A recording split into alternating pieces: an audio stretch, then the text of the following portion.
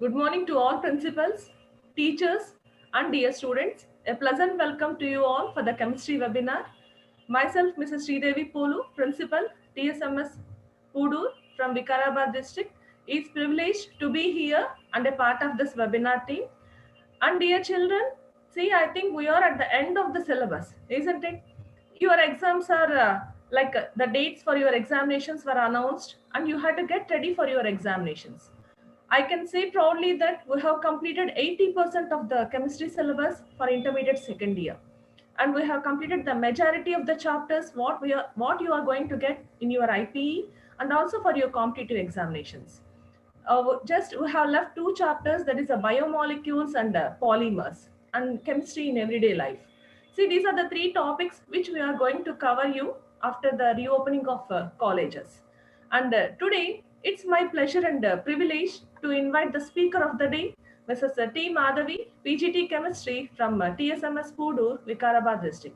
Good morning, Madhavi ma'am. Good morning, ma'am. Good morning. Good, Thank good you. morning, ma'am. See, I hope you are doing well and you have done a wonderful, you have given us a wonderful sessions, ma'am. I Thank, sincerely appreciate your efforts and I'm always thankful to you thank because you. you have delivered as many more chapters for us in these webinars. Really, all the webinar team is very, very thankful to you, Madhvi, ma'am. Thank you And, so much, ma'am. Thank you. I hope each and every student is following the lessons, they are writing down the notes, and they are getting ready for the examinations. Yeah, ma'am. And coming to the topic of the day, children, see, in our last session regarding the D block elements, that is the transition elements, we have learned about the general characteristic properties of transition elements, that is the D block elements, and also today we are going to continue the session regarding the D block elements. See, you are going to get a question from these transition elements or D block elements. I told you a question in my last session, isn't it? See, why all the transition elements are kept in D block and why all the D block elements are not called as transition elements. See, this is a controversial question. You had to answer for this question after listening to Madhvi ma'am. And in our last session, ma'am has taught you regarding the general characteristic properties, isn't it? See, she told you that due to the presence of unpaired electrons in d orbitals, these transition elements show certain specific properties. And what are those specific properties, children? See, they show colored complexes, isn't it? Means they form colored compounds. And then they form para, dia, and ferromagnetic complexes. They form complex compounds. Okay, they form alloys, right? See, what is an alloy? It is a mixture of two or more metals, and it may consist of a non-metal also. And then they act as good catalyst. What is a catalyst in our surface chemistry? I think Madhavi ma'am has told you regarding the catalysis and what is a positive catalyst, negative catalyst. There you have observed that all the D block elements, means majority of D block elements, act as catalyst. A substance which doesn't participate in the reaction but enhances the rate of reaction is called as a catalyst, isn't it? See, these are the general specific properties of transition elements or D block elements. And the most important point you have to remember is the presence of unpaired electrons in d orbitals gave these transition elements all these specific properties. Okay, so I would like to hand over the session to Madhavi ma'am. Thank you, ma'am. Thank you. Yeah, please continue, ma'am. Yeah, ma'am. Thank you. How many classes still we want to complete this topic, ma'am? Ma'am, one more, after this, one more class for D and F block elements, ma'am. Okay, okay. Coordination. Uh, After that, I think you need two classes for coordination compounds yeah, ma'am. also. Yeah, ma'am. Okay, ma'am. Yeah. Thank After the reopening of colleges, please try to complete you, the ma'am. coordination compounds also, ma'am. Yeah, Why? ma'am. Because you are giving the notes also. See, Yeah, they ma'am. can go through the notes also for the examinations, and they can prepare for the exams. Okay. Yeah. Thank you, Madhvi, ma'am. Yeah, ma'am. Thank you. Thank you. Yes, good morning, everyone. Welcome back to second session on D and F block elements and coordination compounds, which is the seventh chapter in your syllabus, children. So let us have a quick review of a previous session. So we have started D block elements, children. So D block elements are also called as transition elements according to IUPAC. What are transition elements? The metals which are having unpaired electrons, means incomplete d orbitals, either in the ground state or in their most oxidation state. That is, +2 is the most stable oxidation state. Okay, so those metals are called as transition elements, right, children? But D block elements, except zinc, cadmium, and mercury, all D block elements are transition elements. Why zinc, cadmium, and mercury are not transition elements? Because they are not having incomplete d orbitals, means they are having completely filled d orbitals even in the ground state as well as in most stable oxidation state, that is +2 oxidation state. So that's why zinc, cadmium, mercury are not considered as transition elements. So which is a very important question for you, for 2-mark question. So next, why? But zinc, cadmium, mercury are last elements in the D block. So that's why we are studying about their chemistry in along with these transition elements, right? So next, in D block elements, what we have studied in the introduction, D block consists of 4 series: 3D, 4D, 5D, and 6D series, depending upon the differentiating electron enter into the d orbital, right? Next, what is the general electronic configuration for D block elements, children? N-1, D 1 to 10, Ns 1 to 2, right? N-1 means that is penultimate shell, okay? And Ns is nothing but it is the outer shell. Next, in general properties, all these are metals and they are silvery white metals. They are lustrous and they are having a high tensile strength and they are good conductors of heat and electricity. So all the metallic properties they are having. So next, physical properties, in that melting point we have discussed, children, along with a graph. So if you observe that melting point, that graph, so the melting point of these elements in the series increases initially at the middle and then decreases as the atomic number increases. Why it is like that? Because number of unpaired electrons increases if we move from left to right. So middle, after that decreases, okay, as the atomic number increases. So number of unpaired electrons increases means the interatomic metallic bonds also increases. As interatomic metallic bonds increases, then what happens? So huge amount of energy is required to break those bonds. So because of that, melting point increases in the middle of the series, right, children? Next one, trends in the enthalpies of atomization. So same type of graph we have observed in that, because at the middle of the series, what happens? Number of unpaired electrons are more. So yes, the number of unpaired electrons are more means interatomic metallic bonds will be more strong. So because of that, enthalpies of atomization is also more at the middle of the series and then decreases as the atomic number increases, right? Next, variation in atomic and ionic sizes. We know that, children, left to right in a series, if we move, then what happens? Nuclear charge increases, poor shielding effect. So because of that, atomic size decreases, but the decrease in the size is not as much in case of S block elements and in case of P block elements, right, children? Next, after that, what we have discussed, ionization enthalpies. You know that left to right, as atomic size is decreasing, so because of that, ionization enthalpy is also is increasing, right? Because it is inversely related to atomic sizes. As atomic size left to right decreases, then what happens? Ionization enthalpies increases. Next, oxidation states. So +2 is the general oxidation state, children. So +2 means in Ns. So outer shell is Ns. So s orbital is having 2 electrons. After losing 2 electrons from s orbital, they can able to form +2 oxidation states. But they at the middle of the series, so the elements shows number of oxidation states. So for example, if you consider manganese, it can able to show from +2 to +7 oxidation states also, right, children? So next, standard electrode potential. So what is the electrode potential? It is the sum of the enthalpies change is called as a standard electrode potential. In that very important point we have discussed, Copper is having positive standard electrode potential. So because of that copper, it will not release, unable to release a hydrogen gas when with the acids. So that is more important point you have to remember.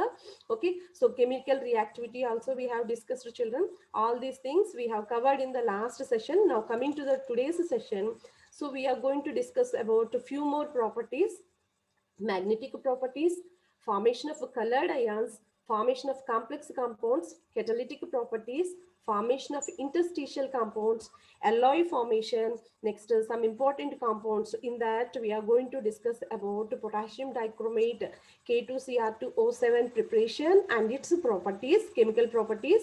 Next, potassium permanganate, KMnO4, its preparation and chemical properties, and permanganate ion structure. So all these things we are going to discuss today, children.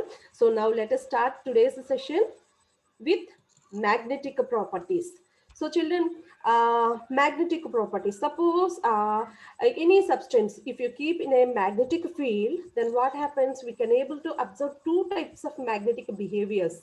Okay, so what is that? When a substance is kept in a magnetic field, we can able to observe two types of magnetic behavior.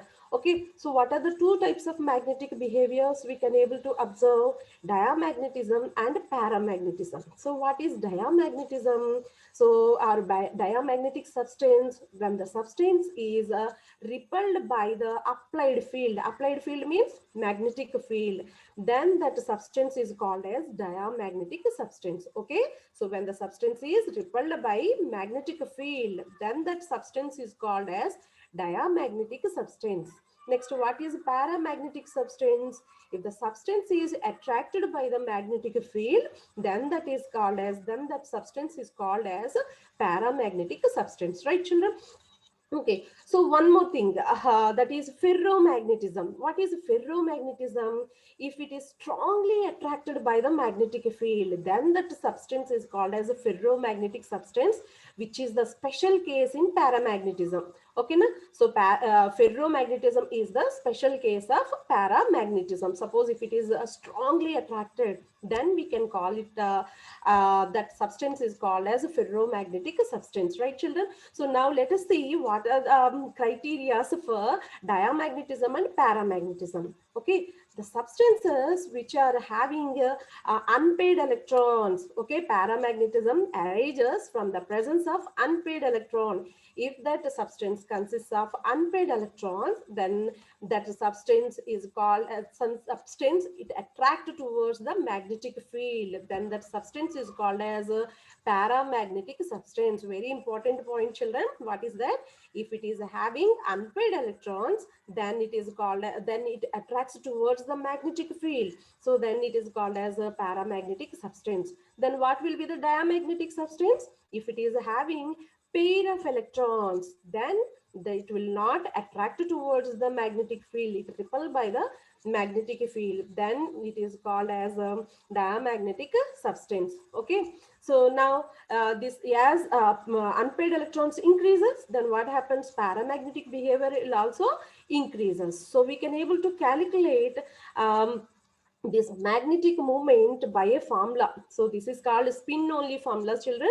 So mu is equal to square root of n into n plus 2. What is that? So we can able to calculate magnetic moment of a substance by using a formula, that is mu is equal to square root of n into n plus 2. What is n? N is nothing but number of unpaired electrons.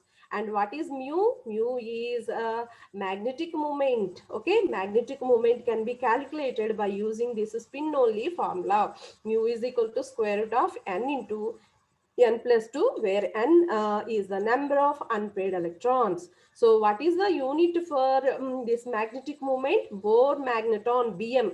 BM means Bohr magneton. So it is the unit for magnetic moment, right, children? So here it is a table is given here, children. So by if you consider scandium Sc3 plus, So Sc3 plus scandium 3 plus ion, it is having a configuration 3d0. It means it is not having electrons in the d orbital. So it means unpaired electrons will be 0. So if you substitute this 0 in mu is equal to square root of n into n plus 2, what will be the value? 0. So that it means it is not having any magnetic moment.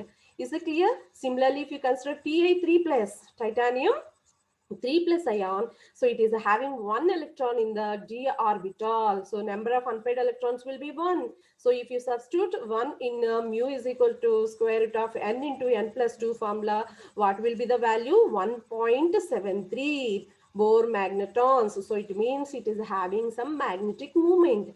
So like that, by considering all these ions and their electronic configuration, we can count the unpaired electrons, children.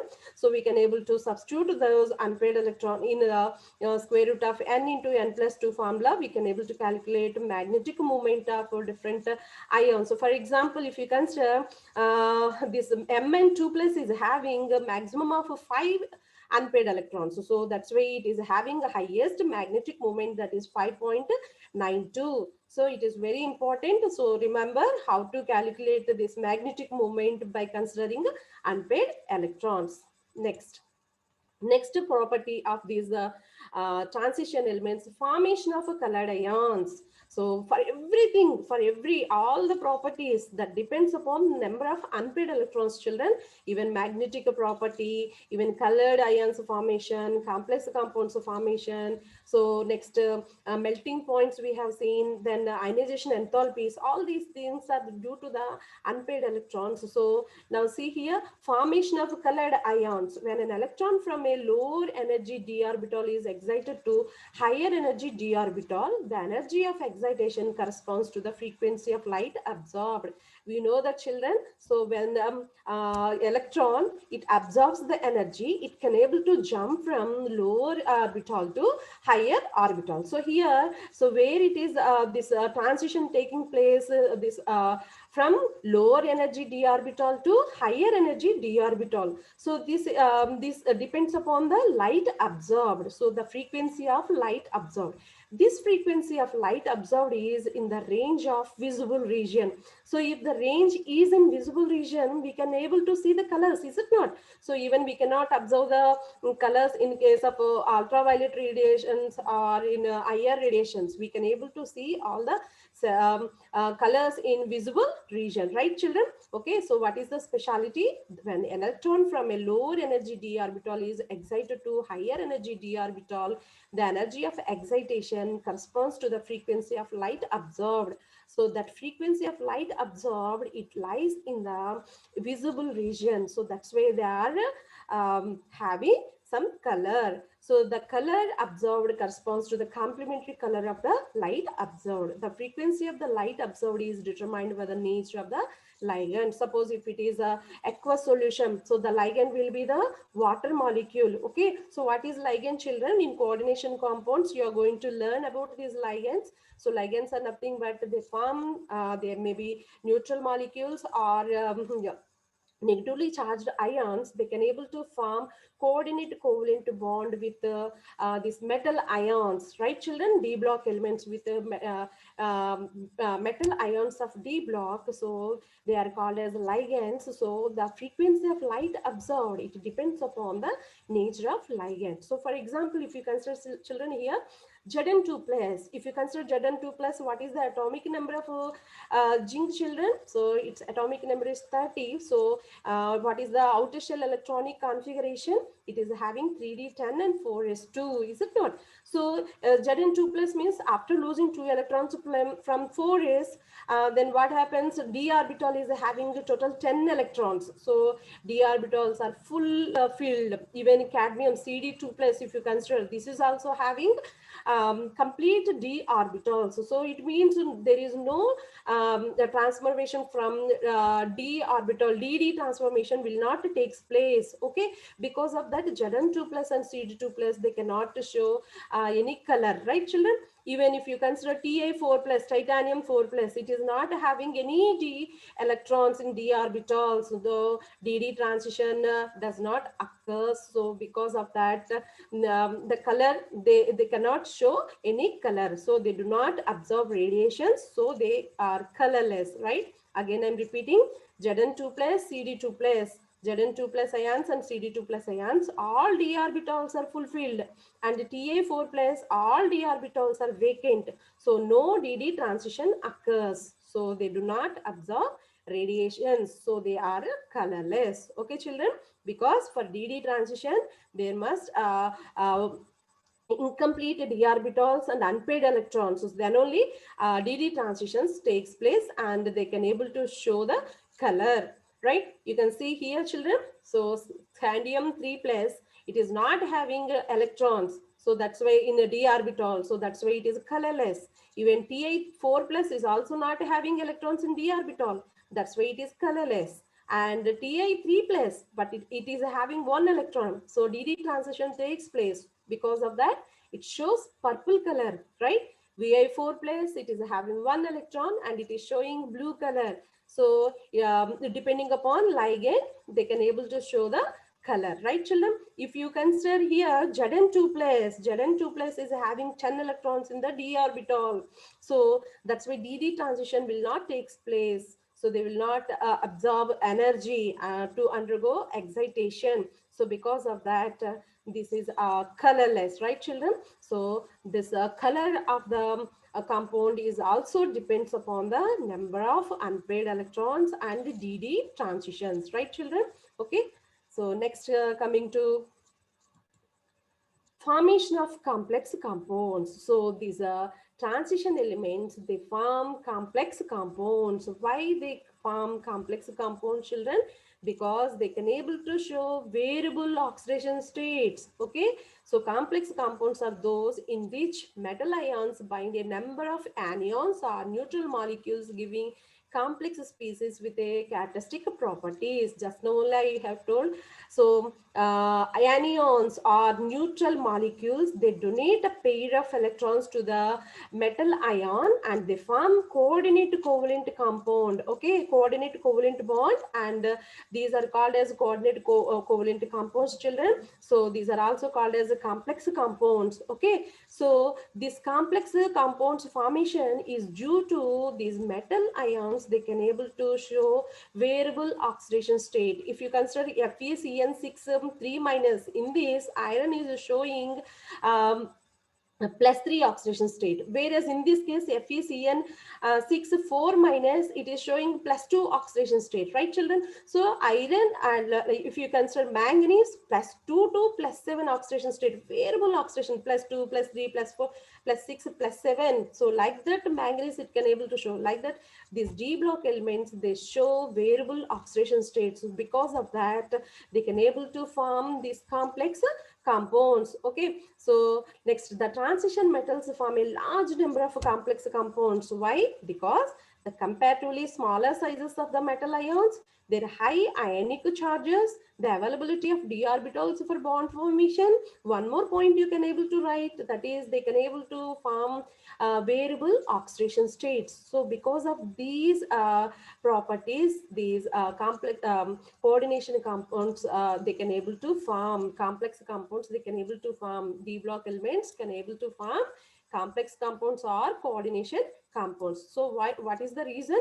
The comparatively smaller sizes of the metal ions, their higher ionic charges, the availability of d orbitals for bond formation, and they can able to form variable oxidation states. So these are the reasons that d block elements can able to form complex compounds, right children? Next, catalytic properties. So this is also due to the reason of variable oxidation states. These transition elements, they can able to show variable oxidation states. Because of that, they acts as a catalyst. So as ma'am said, what are catalysts? Catalysts are nothing but they enhance the rate of a reaction, they increases the rate of a reaction. Okay, so transition metals and their compounds are known for their catalytic activity. This activity is due to their availability to having multiple oxidation state and to form complexes, because they can able to show multiple oxidation state. Even iron, if you consider, it can able to show +2 and +3 also. Like that, manganese, if you consider, from +2 to +7 oxidation states it can able to form. So because of that, these transition elements acts like a catalyst. Okay, children. So for example, not only these elements, their compounds also acts as a catalyst. For example, vanadium oxide, V2O5, vanadium pentoxide. So it is used as a catalyst in contact process. Contact process means the preparation of sulfuric acid. Okay, so in that, vanadium pentoxide is used as a catalyst, children. Next, finely divided iron in Haber's process. Haber's process means preparation of ammonia, children. In that, finely divided iron is used as a catalyst. Next, nickel in the catalytic hydrogenation. So we can able to convert unsaturated hydrocarbons to saturated hydrocarbons. In that, hydrogenation takes place. So from the vegetable oils to vanaspati ghee. So in that process, that is called as a hydrogenation of unsaturated hydrocarbons. In that process, nickel is used as a catalyst, children. Okay, so why these elements are having these, not only these elements, their compounds also having catalytic property, because the catalyst at a solid surface involve the formation of bonds between reactant molecules and atoms of the surface of the catalyst. Okay, so how these are acting as a catalyst? There is a bond formation between reactants. So these are the reactant molecules. So these reactant molecules, they form bond with the atoms of the solid surface. What is the solid surface here? Here it is a platinum surface. Okay, so there is a bond between, that bond is a temporary bond, children. After that bond breaks, so after the formation of products, the bond breaks and these reactants, they get diffuse away from the surface of the solid, right? So temporarily these reactant molecules, they can able to form bond with the atoms of the surface of the catalyst. So because of that, these elements and their compounds, they are acting like a catalyst, right, children? Transition metal ions can change their oxidation states. Just now only we have discussed. Iron, it is having a +2, +3. Even manganese, it is having +2 to +7 oxidation states. So they can able to change their oxidation states. So because of that, they are more effective catalyst. They act as a more effectively as a catalyst, right, children? So this is about catalytic activity of these transition elements. Next one is formation of interstitial compounds. Okay, so what are interstitial compounds? Interstitial site. Interstitial site is nothing but, children, if you consider these these particles are having a spherical shape. So if you arrange these spherical shape, then what happens? There will be a interstitial space that is called void. So void will form. So in these voids, if the small atoms like hydrogen, carbon or nitrogen are trapped inside the crystal lattices of metals, then those compounds are called as interstitial compounds. You can see here, children. So this atom is trapped at this interstitial site. These sites are called as interstitial sites. So if small atoms like hydrogen, carbon, nitrogen, like that, if they trap in these interstitial sites, then compounds formed by that process are called as interstitial compounds. Okay, children, what are interstitial compounds? Interstitial compounds are formed when small atoms like hydrogen, carbon or nitrogen are trapped inside the crystal lattices of metals. Then those compounds are called as interstitial compounds. They are usually non-stoichiometric in nature. Okay, so and they are neither ionic nor covalent in nature, because just simply these small atoms are occupying the interstitial site. By that process only these compounds are forming, nor they are not forming even ionic. There is no ionic bond or covalent bond. Just simply by occupying these small atoms at the interstitial sites, these compounds are forming. These are non-stoichiometric compounds. So for example, if we consider TIC and Mn4n and Fe3H and VH0.56, because just now only we have told. So non-stoichiometry, okay, so they will not follow the stoichiometry. Okay, so non-stoichiometric in nature. So because of that, just simply they are occupying the interstitial sites. Okay, TiH, so like that they will form different interstitial compounds, because in between these particles there will be interstitial sites. Okay children, so these transition elements are having a special property to form interstitial compounds. Next one is the physical and chemical characteristics of these compounds are as follows children. So interstitial compounds, their physical and chemical properties, characteristic properties, let us see. They have high melting points, higher than those of pure metals. If you consider here, for example, TIC, so it is having more melting and boiling points when compared with TI. Okay, so TIC is having more, TIC is having more melting and boiling points when compared with the titanium. Okay, so they are very hard. Some borides approaches diamond in a hardness. Okay, so they are very hard.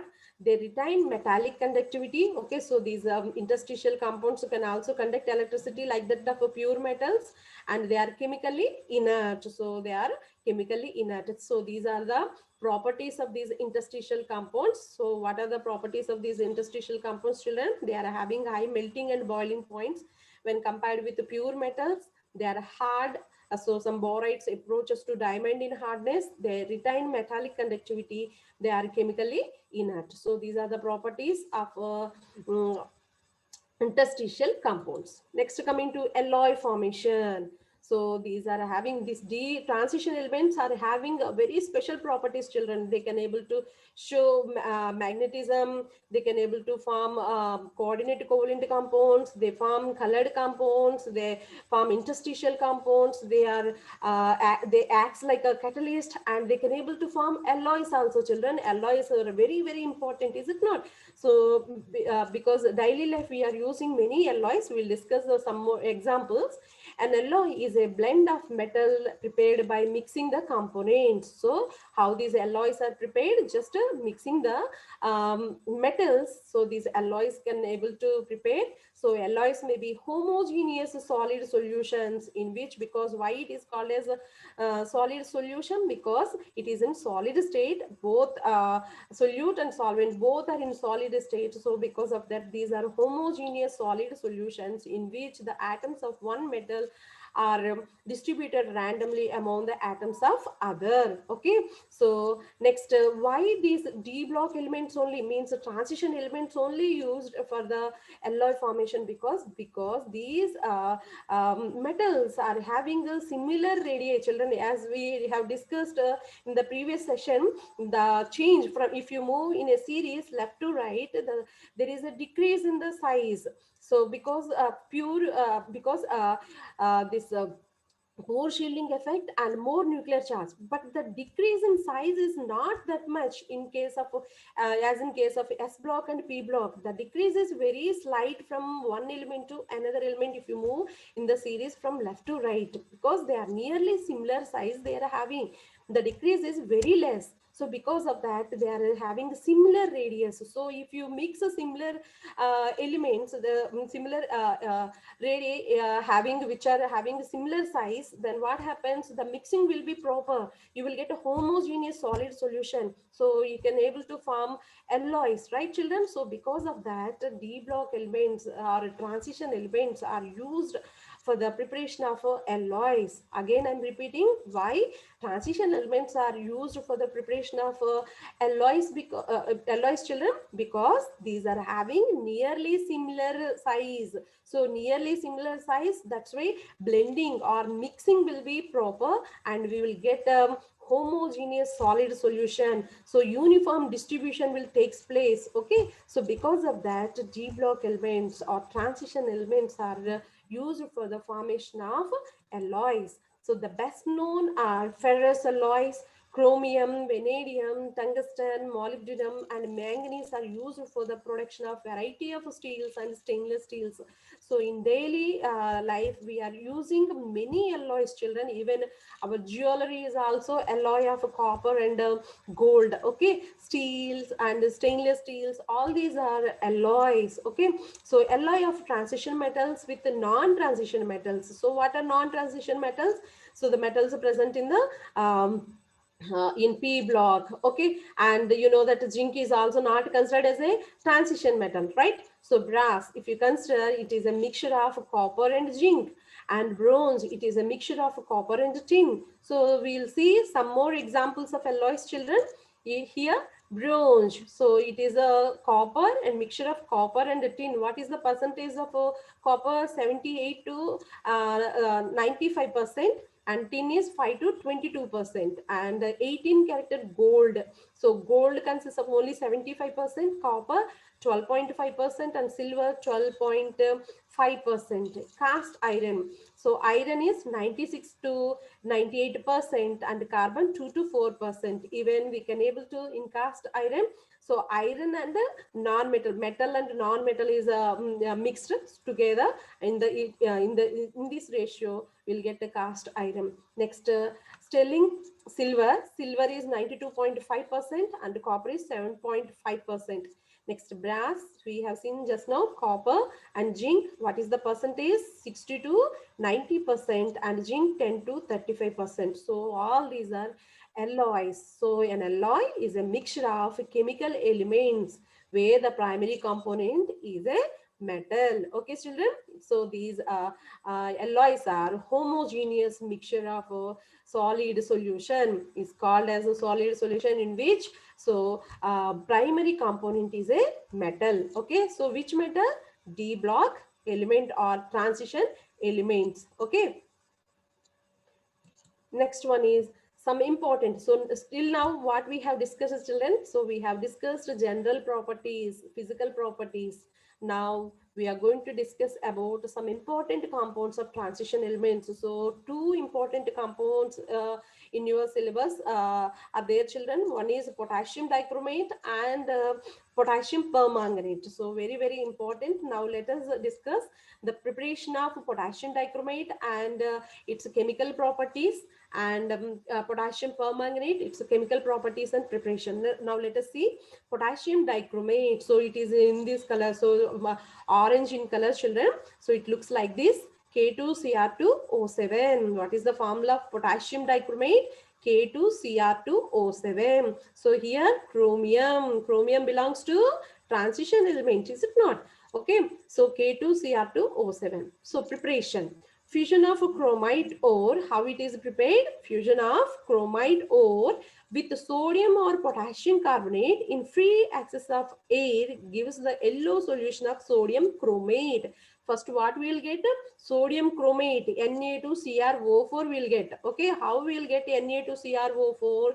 So in the first step, first fusion of chromite ore, FeCr2O4, when it is fused with the potassium or sodium carbonate in the free access of air gives yellow solution of sodium chromate, Na2CrO4. See, children, what is the reaction?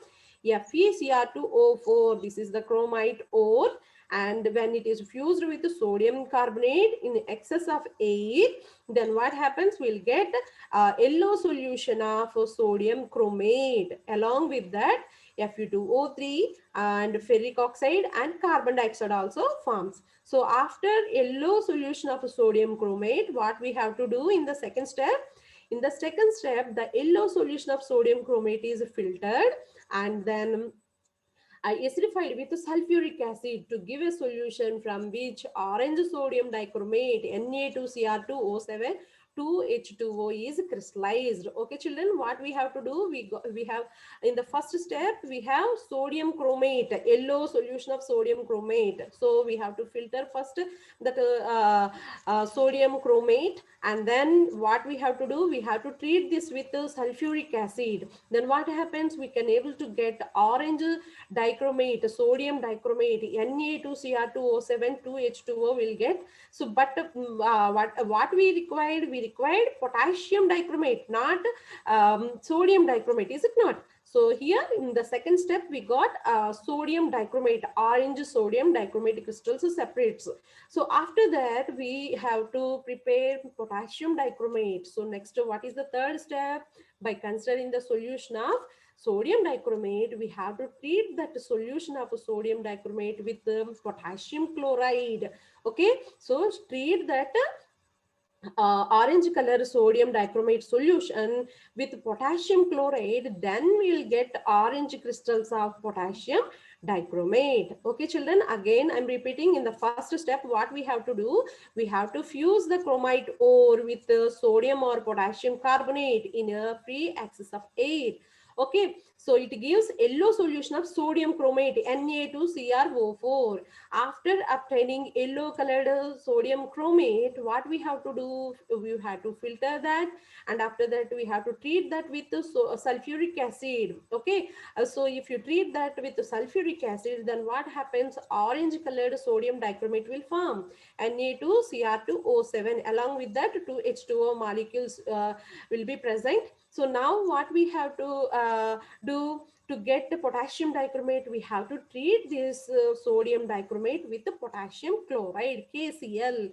So what you will get? Orange color K2Cr2O7 will get. So like that, potassium dichromate is prepared. Okay, is that clear, children? So this is the method of preparation of potassium dichromate. It involves 3 steps. Okay, next, after that, if you see, children, chromate ions and dichromate ions. So chromate ions means CrO4 2 minus. We have seen sodium chromate means Na2CrO4. So chromate ions means CrO4, and dichromate ions means Cr2O7 2 minus. So these two are interconvertible in a solution. So depending upon pH value. So if you see here, so Cr2O4 2 minus in acidic medium, it can be converted into dichromate, Cr2O7 2 minus. Whereas the Cr2O7 2 minus in basic medium, it can be converted into chromate ion. Okay, so this chromate and dichromate ions, they are interconvertible depending upon the pH value. So in acidic medium, chromate ions can able to convert into dichromate ions, and dichromate ions can able to convert into chromate ions in basic medium. Like that, they are interconvertible. One more important interesting fact is that in chromate ion and dichromate ion, the oxidation state is same, children. If you observe that, what is the oxidation state? +6 is the oxidation state of chromium in chromate ion as well as in dichromate ion. Okay, children, so these points you have to remember. So what are that? This dichromate and chromate ions are interconvertible depending upon pH. Chromate in acidic medium converts into dichromate. Dichromate in basic medium converts into chromate. Okay, so one more interesting fact is that the chromate ion and dichromate ion oxidation state of chromium is same. That is +6 is the oxidation state. We can see the structure of chromate and dichromate ions, children. So this is the chromate ion. So this is having tetrahedral structure, whereas in case of dichromate ion, it is having 2 tetrahedral structures, ditetrahedral structure, is it not? So here one tetrahedral, here one tetrahedral. In between these two chromiums, one oxygen is present, and it forms single bonds with these two chromiums. Okay, so tetrahedral structure. So chromate ion is having tetrahedral structure, and dichromate is having ditetrahedral structure. In both chromate and dichromate, chromium is having a +6 oxidation state, right? These are interconvertible depending upon pH. Next, coming to is chemical properties, children. So now if you see In acidic solution, its oxidizing action can be represented. Potassium dichromate is a strong oxidizing agent, children. So its acidic character, this oxidizing character in acidic medium, it can be written like this. So this is the half reaction, Cr2O7 2 minus. In acidic medium, it convert into Cr3 plus. So now see here, what is the oxidation state? Here in chromium, +6 is the oxidation state, is it not? So from +6 to +3, so decrease in oxidation. So it means it is a strong oxidizing agent. So oxidizing agent, what is oxidizing agent? It reduces itself and it oxidizes the another species. So that species is called as a oxidizing agent. So potassium dichromate is a strong oxidizing agent. It oxidizes another species by reducing itself. How it is reducing? Just simply +6 oxidation state to +3 oxidation state, decrease in oxidation number. It shows that reduction. It reduces itself and oxidizes the another species. Now let us see the some oxidizing properties of this potassium dichromate, children. So acidified potassium dichromate oxidizes iodides to iodine. So iodide ion, you can see in this reaction, children, iodide ion. Iodide ion, in iodide ion, what is the oxidation state of iodine? -1. Okay, so -1, when this iodide ion, when it reacts with the potassium dichromate, Cr2O7 2 minus, so what happens? So it oxidizes, it converts into iodine. So what is the oxidation state of iodine in this case, children? So iodine is having 0 oxidation state. For elements, what is the oxidation state? 0, is it not? So -1 to 0. What happened here? Increase in oxidation number. Increase in oxidation number is nothing but oxidation. Chromium dichromate ion Cr2O7 2 minus is converted into Cr3 plus, means +6 oxidation state to +3 oxidation state, decreased in oxidation number. It shows that reduction. So potassium dichromate ion, what it will reduces itself and it oxidizes another species. That's why it is a strong oxidizing agent. It oxidizes iodide ion to iodine. So let us see some more reactions, children. So acidified potassium dichromate oxidizes sulfides to sulfur. Sulfide, hydrogen sulfide. See, children, H2S. So when H2S is treated with acidified potassium dichromate, H plus is nothing but in the presence of acid, children. Acidified potassium dichromate, what happens? It converts into sulfur. Okay, in H2S, in sulfide, hydrogen sulfide, what is the oxidation state of sulfur? -2 is the oxidation state of sulfur. So -2 oxidation state, and in sulfur, what is the oxidation state? 0, because for elements, oxidation state will be 0. So -2 to 0, what happened? Increase in oxidation number. Increase in oxidation number shows that it's oxidation. So potassium dichromate in acidic medium, it oxidizes the another species and it reduces itself. Is it not? So in this Cr2O7 2 minus +6 is the oxidation state for chromium and it converted into Cr3 plus. So +6 to +3, decrease in oxidation number. So it reduces itself and it oxidizes another species. So that's why it is a strong oxidizing agent. It oxidizes sulfide to sulfur. Next, coming to the another reaction, acidified potassium dichromate oxidizes tin 2 to tin 4, means SN2 plus 2 SN4 plus. Okay, so when SN2 plus is treated with acidified potassium dichromate, what happens? It converts into SN4 plus. So +2 to +4, increase in oxidation number. So it's a oxidation. So the potassium dichromate in acidic medium, it oxidizes the another species and it reduces itself. So that's why it is a strong oxidizing agent. Similarly, next to another reaction, acidified potassium dichromate oxidizes iron 2 salts to iron 3, means ferrous to ferric. Is it not? +2 to +3 means ferrous to ferric. So you can see here, when ferrous ions, when they're treated with esterified potassium dichromate, what happens? They convert into ferric, +2 to +3, increase in oxidation number. Increase in oxidation number shows that it is a oxidation. So during oxidation, Cr2O7 minus converted into Cr3 plus. So +6 oxidation state to +3 oxidation state, decrease in oxidation number, reduction. So potassium dichromate, it reduces itself and oxidizes the another species. That's why potassium dichromate is a strong oxidizing agent. So these reactions are important, children. You just focus. Next one is potassium. So this is about preparation and oxidizing properties of potassium dichromate. Next, one more compound, important compound of these transition elements, that is potassium permanganate. What is the formula of potassium permanganate, children? KMnO4. KMnO4, potassium permanganate. It looks like this. Okay, so actually it is having a purple color, but in solid state we cannot see its color. It looks like a dark black, but when it is added to water, the purple color can be seen like this. Okay, so this is called potassium permanganate. So KMnO4. So potassium permanganate. Now let us see the preparation of potassium permanganate. First preparation, children.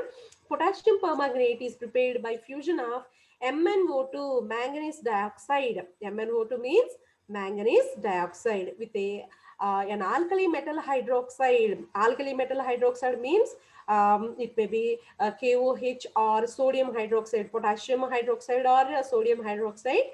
So, and an oxidizing agent like a KNO3. KNO3 acts like a oxidizing agent. It provides oxygen. Okay. So, in presence of oxidizing agent like a KNO3, what happens? MnO2 fused with alkali metal hydroxide and it gives K2MnO4. This is called potassium manganate. This is not a potassium permanganate, children. You can see the formula. KMnO4 is the potassium permanganate. But here what we have got, that is K2MnO4, that is potassium manganate, not permanganate, potassium manganate. Okay, K2MnO4. In the first step, what we have got, K2MnO4. MnO2, when it is fused with KOH in the presence of oxidizing agent like KNO3, it provides oxygen and we'll get potassium manganate. But what we want potassium permanganate. Okay, so this is the first step. After getting this potassium manganate, what is the color of potassium manganate, children?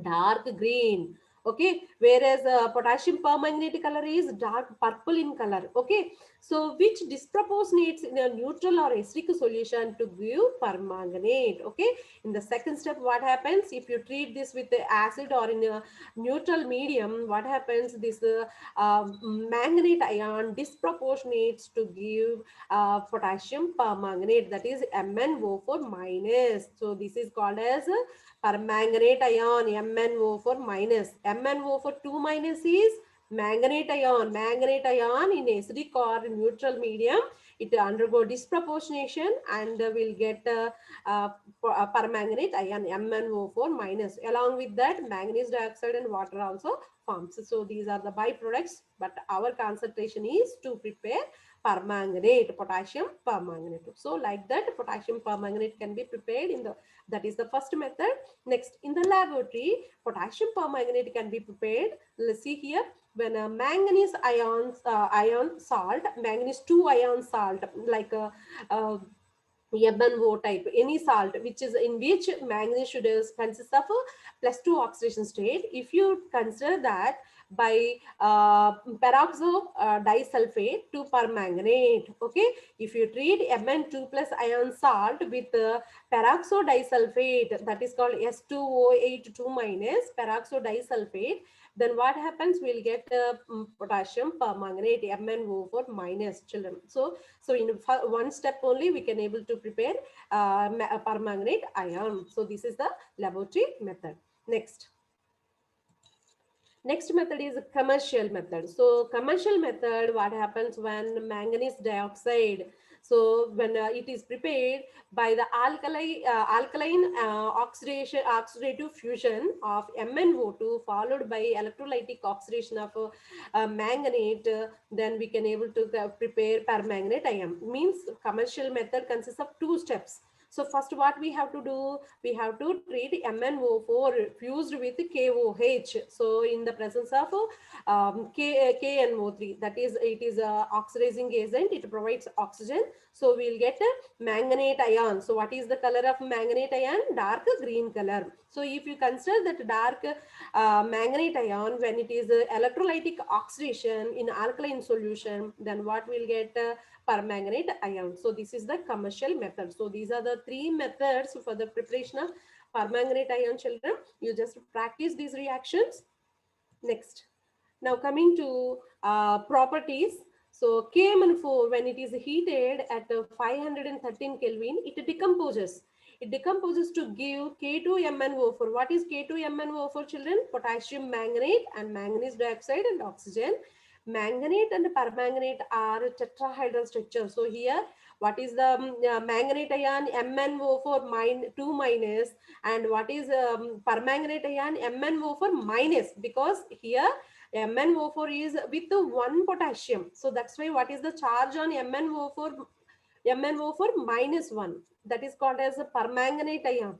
And MnO4 here in this case, MnO4 is with the two potassiums. So that's why it will get minus 2 charge. So MnO4 2 minus is called as a manganate ion, and MnO4 minus is called as a permanganate ion. So that is the difference, children. Okay. So if both are having tetrahedral structure, if you see the oxygen, you can, you know that in manganate ion it is having a minus 2 charge, is it not? So these these two oxygens, they form single bond with manganese, and they are having negative charge. Remaining two oxygens, they are forming double bond, and the structure is tetrahedral structure. This is in case of manganate ion. Whereas in case of, what is the color? Green color. That's why the structure is also, it is represented with green color. So here this is permanganate ion, children. So what is the color? Purple color. So this is also having tetrahedral structure, but what is the charge? Minus 1, because it is combining with one potassium, is it not? So minus charge. So the oxygen which is having minus charge, it forms single bond with manganese, and remaining two oxygens, they form double bond, right? So this is also tetrahedral structure. So permanganate ion is purple in color, and it is having tetrahedral structure, minus 1 charge it is having, whereas manganate ion, it is green in color, and it is tetrahedral structure, and it is having a minus 2 charge. Okay, so that is the difference, children. Now coming to the oxidizing reactions. So potassium permanganate is also oxidizing agent. Again, I'm repeating, what is oxidizing agent? It reduces itself, but it oxidizes the another species, is it not? So potassium permanganate, so it reduces itself and it oxidizes the another species. You can see here, children, in acidic, even potassium permanganate, it acts as an oxidizing agent even in acidic medium as well as in neutral medium also. Okay, so we first will see in acidic medium how this potassium permanganate is acting like a oxidizing agent. So we'll discuss a few reactions. So iodine is liberated from potassium iodide. Okay, so potassium iodide means I minus. So iodide, it converts into iodine in presence of acidified potassium permanganate. It is acidified potassium permanganate is acting as a oxidizing agent. How? If you see, what is the oxidation state of iodide in iodine? Minus 1 in iodide. So what is the oxidation state? Minus 1. Whereas what oxidation state of iodine in iodine, that is 0, is it not? -1 to 0, what happened? Increase in oxidation number. Increase in oxidation number means oxidation. So permanganate ion, it oxidized iodide ion to iodine. Okay, and how it has reduced in MnO for minus. What is the oxidation state of manganese, children? +7 is the oxidation state. Okay, so you know how to calculate oxidation numbers even in first year intermediate you have. So what is the oxidation state? That is +7 is the oxidation state. So from +7 oxidation state to +2 oxidation state. So decrease in oxidation number. So decrease in oxidation number means it is a reduction. So potassium permanganate, it oxidized iodide to iodine. During that, it reduced itself from +7 to +2. So that's why acidified potassium permanganate is a strong oxidizing reagent. Now similarly, you can see the second reaction, children, Fe2 plus. So Fe2 plus ions are having green color. They converted into Fe3 plus when they react with acidified potassium permanganate. So Fe2 plus 2, Fe3 plus ferrous to ferric. So +2 to +3 increase in oxidation number. They oxidized in presence of potassium permanganate. During oxidation, potassium permanganate, it reduced to Mn2 plus. So +7 oxidation state in potassium permanganate. Manganese is having +7 oxidation state. It converted into +2, right? So it has reduced itself and it oxidized Fe2 plus to Fe3 plus. Some more reactions. Oxalate ion or oxalic acid is oxidized. So C2O4 2 minus oxalate ion, it has reduced to carbon dioxide. Okay, oxalate ion or oxalic acid is oxidized. So during that, MnO4 is converted into Mn2 plus. So this is also an oxidation reaction. Similarly, sulfide to sulfur. So sulfide to sulfur, in sulfide -2 oxidation state, sulfur 0 oxidation state, -2 to 0 increase in oxidation number. So hydrogen sulfide is oxidized to sulfur being precipitated. Okay, sulfur being precipitated when sulfide is treated with potassium, acidified potassium permanganate. So these are the oxidizing reactions of potassium permanganate, children. Some more reactions. Sulfurous acid or sulfurous acid or sulfite is oxidized to sulfate or sulfuric acid. So SO3 2 minus is nothing but the sulfite. It is oxidized to sulfate. SO4 2 minus. What is the oxidation state here? Uh, uh, +4 to here. What is the oxidation state? +6. So increase in oxidation number, +4 to +6, increase in oxidation number. So during that permanganate ion converted into Mn2 plus, it has reduced. So it is a oxidation reaction. Similarly, nitrite to nitrate. So NO2 minus. What is the oxidation state of nitrogen here? +3 is the oxidation state, and here +5 is the oxidation state. This is a nitrite ion and this is nitrate ion, children. So +3 to +5 increase in oxidation number. So during increasing oxidation number, what happened? MnO4 minus is converted into Mn2 plus, means it has reduced itself and it oxidized nitrite to nitrate. In nitrite, +3 is the oxidation number and +5 is the oxidation number in nitrate. So like that, these are the oxidation properties of potassium permanganate in acidic medium. Now we will discuss in neutral medium. So in neutral medium also, alkaline potassium permanganate yeah, acts as an oxidizing agent. So see here in the first one, iodide is converted into iodate, IO3 minus. Okay, in iodate, what is the oxidation state? -1 is the oxidation state. Okay, in iodate, what is the oxidation state, children?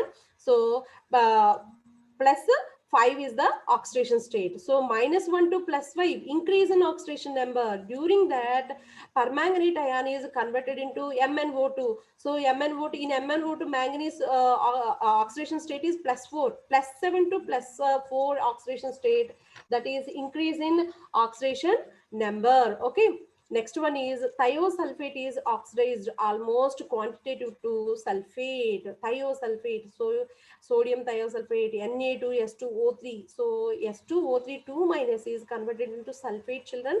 So here also oxidation, during oxidation MnO4 minus is converted into MnO2. Okay, so in MnO4 minus +7 is the oxidation state of manganese. In MnO2 +4 is the oxidation state. So that is decrease in oxidation state. So it reduces itself and it oxidizes another species, even in acidic medium or in a neutral or faintly alkaline solution. The potassium permanganate acts as a oxidizing agent. One more reaction, children. So manganese salt is oxidized to MnO2. Manganese means what is the oxidation state? +2 is the oxidation state. So when manganese salt is treated with potassium permanganate in a neutral or faintly alkaline solution, then what happens? It converted into manganese dioxide. In manganese dioxide, what is the oxidation state? +4, and Mn2 plus it is having +2. +2 to +4 increase in oxidation number. So when manganese manganese salt, in manganese salt, what is the oxidation state? +2 is the oxidation state. When it is treated with potassium permanganate, even in neutral or faintly alkaline solution, then what happens? It converts into MnO2. So it acts as a oxidizing agent. So these are the different oxidizing reactions, even acidic medium and in a neutral or faintly alkaline solution. Potassium permanganate acts as a oxidizing agent, children. So now let us see last topic, that is uses of potassium permanganate. Potassium permanganate is used as a oxidant in analytical chemistry. Till now we have discussed in analytical chemistry. Not only in analytical chemistry, it acts as an oxidizing agent in organic chemistry also. Okay, next it is used for bleaching of wool, cotton, silk and other textile fibers, and for the decolorization of oils. Okay, so it is having a bleaching action. So that's why in wool, cotton, silk and other textile fibers, and for decolorization of oils also, this potassium permanganate is used because it is a strong oxidizing agent, as well as in acidic medium, in a neutral or faintly alkaline medium also, potassium permanganate acts as an oxidizing agent. So because of that, it is used as a bleaching of wool, cotton, silk and other textile fibers, and for the decolorization of oils. Okay, children. So this is about some important compounds of D and F block elements, children. D block elements. Next, now I hope you have understood. So now let us see what are the subtopics that we have covered today. So magnetic properties we have discussed. So in that, paramagnetic nature, diamagnetic nature, substances which are attracted towards the magnetic field are called as paramagnetic substances. What is the criteria to show the substance to paramagnetic nature? So it should consist of unpaired electrons. Okay, so we have seen the Spinelli formula for the calculation of magnetic moment of a substance. So that is mu is equal to square root of n into n plus 2, where n is the number of unpaired electrons, mu is the magnetic moment, children. So we have discussed some examples how to calculate the magnetic moment. Next, after that, the formation of colored ions, because of DD transition, they absorb the light and they undergo excitation. By if that frequency of absorption is in the visible region, we can able to see the color. So DD transition occurs if they are having unpaired electrons and partially filled d orbitals. Okay, so suppose if they are having completely filled or vacant d orbitals, they cannot show color.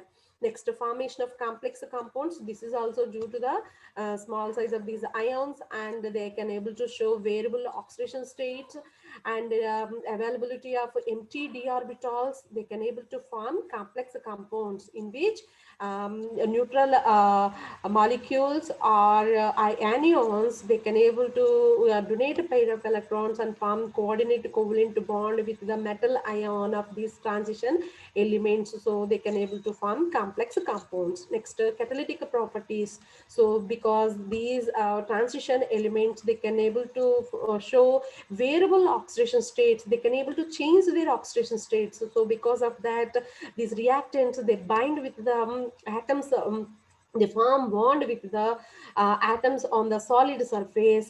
So by that they acts like a catalyst. Okay, they enhance the rate of the reaction. So only the reason is because they can able to show variable oxidation states. Next, formation of interstitial compounds. So suppose small elements like hydrogen, carbon, nitrogen, if they occupy or if they trap in the interstitial sites, so such compounds are called as interstitial compounds. Next, alloy formation. Since these elements are having nearly similar size, because left to right size decreases, but the decrease is not that much in case observed in S block and P block. So nearly they are having similar size. So because of that, blending will be perfect. So homogeneous solid solution we can able to get. So distribution of these different atoms in the mixture will be proper. So because of that, these D block elements or transition elements used for the preparation of alloys. Okay, some important compounds in that, the preparation of potassium dichromate and its chemical properties. It is a strong oxidizing agent in acidic medium. So all these things we have discussed. Next, potassium permanganate preparation. And potassium permanganate, it is a strong oxidizing agent in acidic medium as well as in a neutral and are faintly alkaline solution. So these reactions we have discussed, and after that finally we have seen the uses of potassium permanganate. Okay children, I hope you have understood. Thank you so much ma'am for this opportunity. Thank you, Madhvi ma'am. Indeed, it was a very wonderful session. See, today, children, like I want to speak to Madhvi ma'am regarding the completion of chapters, what she has done regarding this webinars. She started teaching us with electrochemistry, and then she continued with surface chemistry. After that, 15th group, 16th group, 17th group, zero group, and now it's the transition elements. Almost all 50% of the syllabus I can say very proudly, like she is working in my school, and she is a very very hard working teacher. She is having a lot of passion for chemistry, and she will be taking all the students for the science fairs and all. And in fact we have won many prizes, and sincerely I want to appreciate Madhvi ma'am Thank you for ma'am. whatever she has done for the benefit of students. Really, I feel very privileged and honored to work with her. And I can proudly say that she is our chemistry teacher. Uh, Thank you so Really, much I have ma'am. to appreciate you, Madhvi ma'am. Ma'am, Once again, for support only. Thank you so much for the support ma'am. Thank you. no, no, ma'am. Hearty congratulations to you, as you have taught us 50% of the chemistry syllabus for the intermediate second year students in these chemistry sessions. Really, on behalf of our additional director sir, joint director sir, and all the webinar team and the entire state, I want to say a heartfelt thanks for you, Madhvi ma'am. Thank you ma'am. Uh, Thank you. It's my pleasure ma'am. Thank you so much. yeah. And dear children, regarding the session, here I want to ask you one question. You had to give the answer in our next session. You had to tell me why potassium permanganate is colored. See, it is not due to DD transition. See, you had to get the answer for this question, and definitely you will see such questions in your competitive examinations. Okay. See, again, I'm asking the question. See, why the color of potassium permanganate and potassium dichromate is observed? And the answer is it is not due to DD transition. So you have to tell me the answer why it is being taking place, because ma'am has given you a number of oxidation properties of potassium permanganate. Then how does it acts as an oxidizing agent in acidic medium and also in alkaline medium? Like she has explained every property very beautifully and very sincerely. So once again, thank you, Madhvi ma'am, Thank and you I ma'am. sincerely thank Shailja ma'am for spending a lot of time uh, to benefit you students. Thank you, Shailja ma'am, and once again, thank you, Madhvi ma'am. Thank you ma'am. Thank you so much. Thank you, madam. Thank you, ma'am. Thank you, both of you. Thank you ma'am. Thank you, ma'am. Thank you.